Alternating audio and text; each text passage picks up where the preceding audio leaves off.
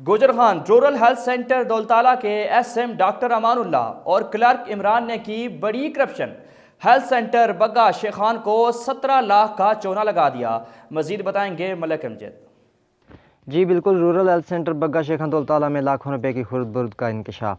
M S doctor Aman Ullah اور clerk Imran نے rural health centre بگا شیخان کو 17 لاکھ روپے کا چونا لگا دیا۔ اس سے پہلے ڈاکٹر امان اللہ اور کلرک عمران نے دولتالہ اسپتال میں لاکھوں کا خرد برد کیا تھا۔ گزشتہ سال اسپتال کی تزئین و آرائش اور غریب عوام کے لیے ادویات کے جو فنڈ جاری ہوئے تھے، اس کے بعد ڈاکٹر اور کلرک کو بگا شیخان کا اضافی چارج دے دیا گیا تھا۔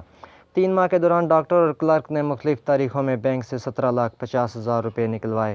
اس کرپشن پر ویمن میڈیکل آفیسر نے تحقیقاتی کمیٹی تشکیل دی، جس میں کلرک عمران نے کرپشن کا اعتراف بھی کر لیا، لیکن پچھلے 1 ماہ سے clerk Imran rural health centre سے غائب ہے۔